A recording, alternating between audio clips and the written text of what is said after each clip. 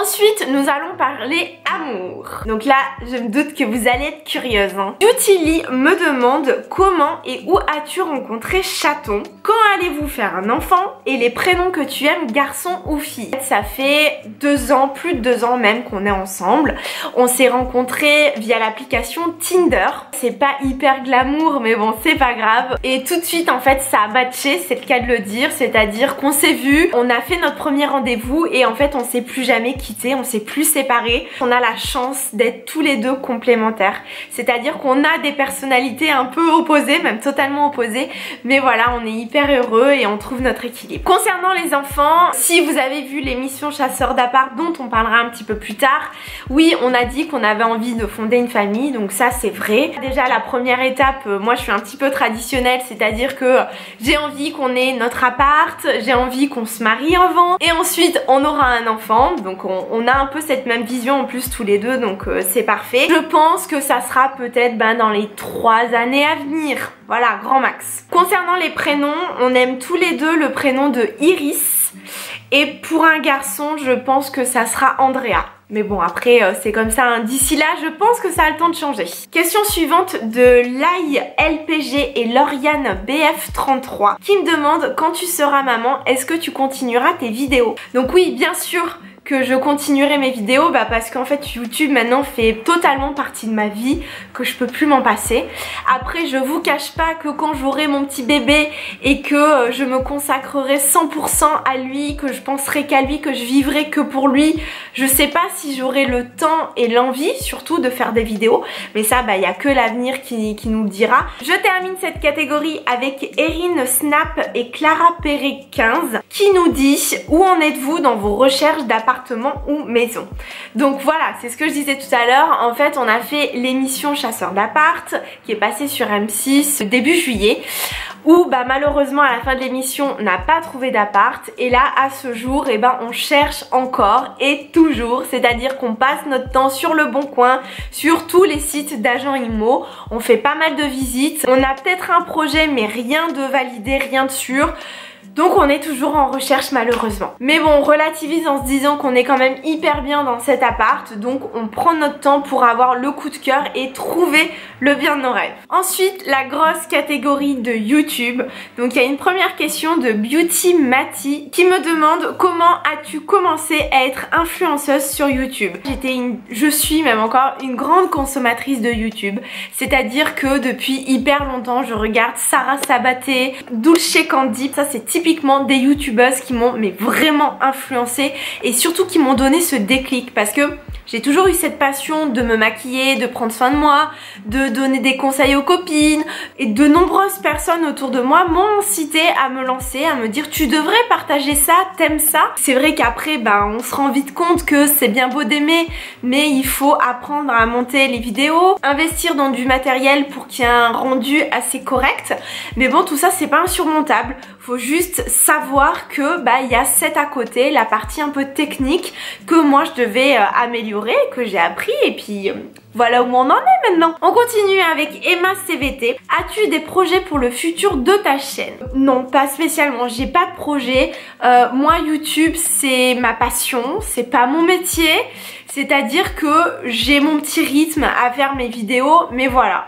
Si ça m'apporte des choses, oui, ça m'apporte des produits, mais je vais pas courir après ça, je vais pas courir après cette gloire, après ce succès.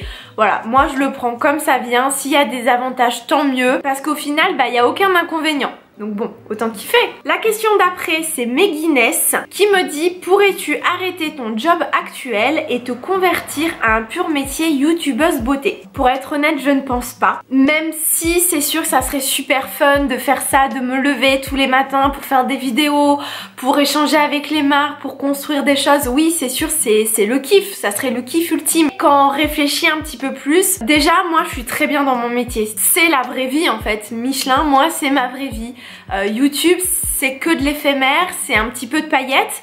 Là certes en ce moment depuis 5 ans les youtubeurs ils peuvent en vivre, ils gagnent très bien leur vie, il y a eu vraiment un très bel essor pour eux mais tant mieux. Mais est-ce que ça va durer encore 20 ans, 10 ans, 5 ans, 3 ans, ça j'en sais rien. Mais en fait je ne prendrai pas le risque de briser, de quitter moi tout ce que j'ai, c'est-à-dire une stabilité, un CDI, un métier qui me plaît, pour aller vers quelque chose qui est un peu éphémère et surtout que je vais pas gérer. Question d'après. Agathe Broutin qui me demande: n'est-ce pas trop dur de gérer les messages que tu reçois? C'est vrai que là depuis quelques temps j'ai énormément de messages, donc surtout sur Snapchat où vous êtes hyper nombreuses à m'écrire et je kiffe, hein, y a pas de souci. Donc j'essaie de prendre le temps un petit peu pour tout le monde, donc je fais certes des réponses hyper courtes. Aussi les commentaires sur YouTube j'ai vraiment délaissé, c'est-à-dire que je réponds de moins en moins, mais je vous assure en fait ça m'énerve, je me déteste parce que je me dis que vous avez pris du temps pour moi et que je me dois de vous rendre ce temps. Et n'hésitez pas à me dire si vous m'écrivez que je vous réponds pas ou quoi que ce soit, ça c'est votre rôle. Question d'après des petits nuages et de Manon Croft qui me demande: comptes-tu faire des meet-up à Clermont? Je ne sais pas en fait. Pourquoi? Parce que déjà je me vois mal un peu faire des meet-up genre je suis une star, parce que je suis pas une star en fait, je suis comme vous, je suis normale. Donc je pense que c'est une situation qui va un peu me mettre mal à l'aise. Donc ça pour l'instant c'est pas un projet. Par contre, je fais souvent des petits événements un petit peu sur Clermont. Par exemple, il y a un vide dressing qui s'organise avec les shoppeuses au magasin Les Culottés. Je vous mets le lien juste en dessous pour toutes les Clermontoises. Mais souvent j'expose, donc ça peut être un moment propice pour se rencontrer, pour se faire un bisou, pour papoter. Et surtout pour toutes les Clermontoises, si vous me croisez dans la rue, place de Jode ou au centre Jode, vous me dites, vous venez me faire un petit coucou. Voilà, ce sera avec plaisir. Question d'après, Julia Brégère qui me demande: question existentielle, souffres-tu de ne pas être à Paris en tant que youtubeuse influente? En effet, c'est une grosse question existentielle. Non, sans déconner, en fait non, je souffre pas du tout. Que j'adore ma vie à Clermont, j'aime cette ville, j'aime ma vie ici, je me sens bien. Que c'est une petite ville mais c'est quand même assez dynamique. Et surtout, certes à Paris en fait ça bouge, il y a plein de soirées, il y a plein d'événements. On peut très facilement exploser parce qu'on est beaucoup plus exposé aussi, donc ça va de pair. Mais je pense que je ne pourrai jamais troquer ma vie là contre une vie dans un petit studio à Paris. Non, c'est pas possible en fait. Donc je suis bien trop bien ici et c'est pas grave en fait si j'ai pas toutes les soirées, c'est pas grave, je les acclame.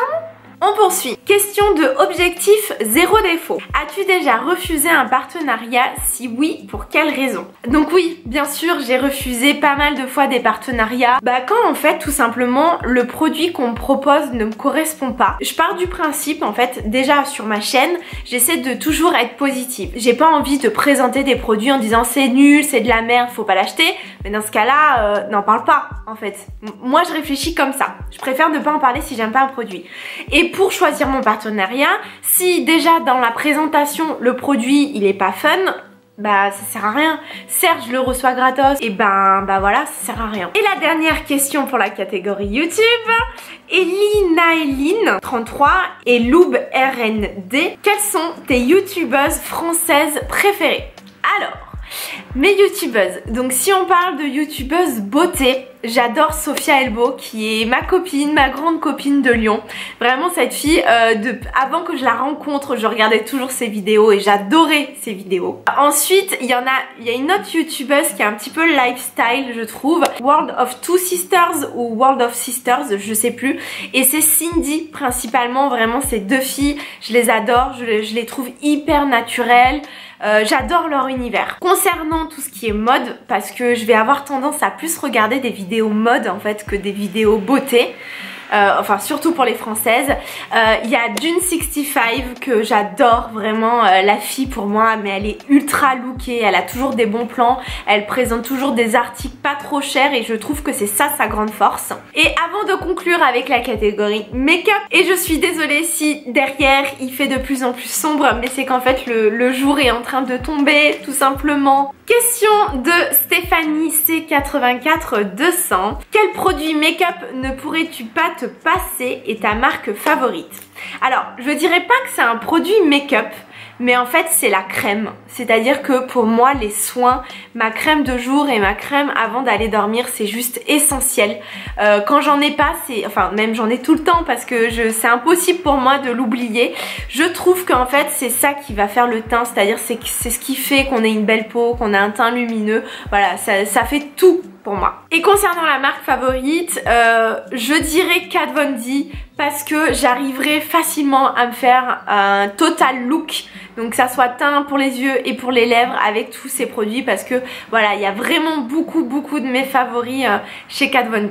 On poursuit avec Erin Snap qui me demande quelle est ma palette favorite et quelle est ma marque de rouge à lèvres liquide préférée. Je dirais que c'est la Sweet Peach.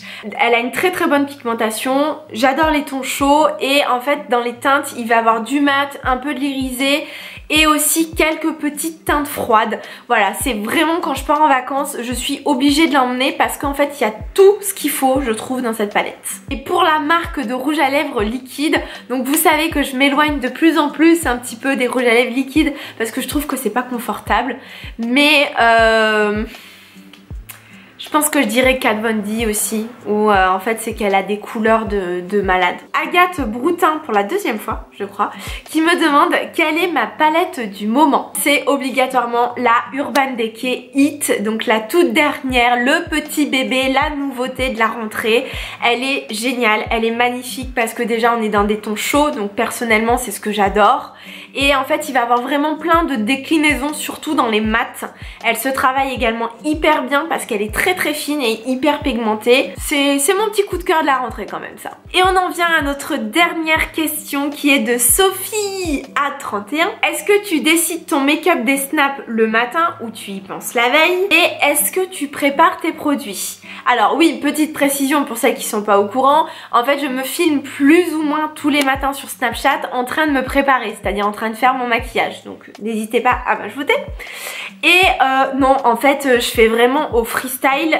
Mon maquillage, moi c'est vraiment le reflet en fait un peu de mon humeur, de ce que je suis. Donc quand j'ai le mood, je vais mettre de la couleur. Quand j'ai envie de faire quelque chose d'élégant, de sobre, voilà. En fait c'est du freestyle que je fais tous les matins. Et donc je vais encore moins préparer mes produits la veille. Je fais comme je le sens. Les filles, j'en ai donc terminé pour cette FAQ qui a duré une plombe. En tout cas ça a été vraiment un super moment. J'ai kiffé tourner cette vidéo. J'espère que je me serai livrée un petit peu plus, que vous allez un petit peu plus connaître ma personnalité. Donc voilà, vraiment c'était un très bon moment. Je vous fais plein de bisous. Merci encore à toutes et puis on se dit à la semaine prochaine. Bye bye.